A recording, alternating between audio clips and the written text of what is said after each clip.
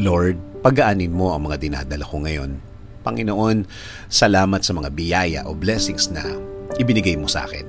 Salamat sa mga bagay na ibinigay mo dahil nakita mo na kailangan ko ang mga ito. Salamat sa bagong mga pagkakataon o oportunidad na laging ibinibigay mo sa akin. Lord, lumalapit na naman ako sa iyo dahil meron na naman akong problema na nasa buhay ko ngayon.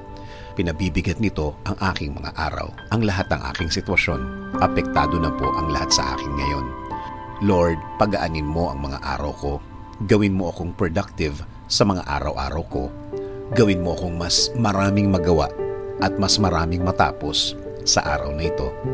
Alisin mo ang lahat ng nasa dibdib at isip ko, Lord. Tulad ng dati, alam kong tutulungan mo ako ulit. Alam kong magiging maayos na naman ang lahat. Alam kong magiging magaan na naman ang mga araw na parating. Alam kong naririnig mo ako at alam kong di ako mabibigo sa aking dasal ngayon. Alam kong hinding-hindi mo ako pababayaan.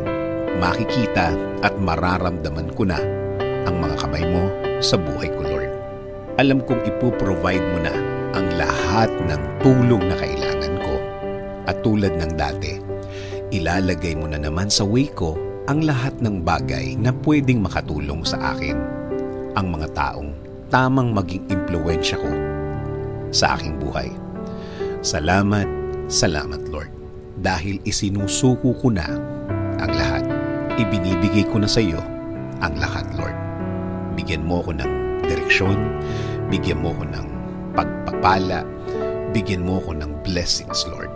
Kasama na po ng aking pamilya. Kayo na po ang bahala sa kanila. Kayo na po ang bahalang magbigay ng pagpapala sa kanila. Kayo na po ang bahala din na magbigay ng direksyon sa kanilang mga buhay. Ikaw na din po ang bahalang magbigay ng mga answered prayers sa kanila. Panginoon, patuloy akong kakapit. Patuloy akong maniniwala. Patuloy akong huhugot ng lakas at talino sa iyo, Lord. Alam kong bilang anak mo, kaya kong hilingin at ipagdasal ang lahat ng bagay na ito. In Jesus' name I pray. Amen.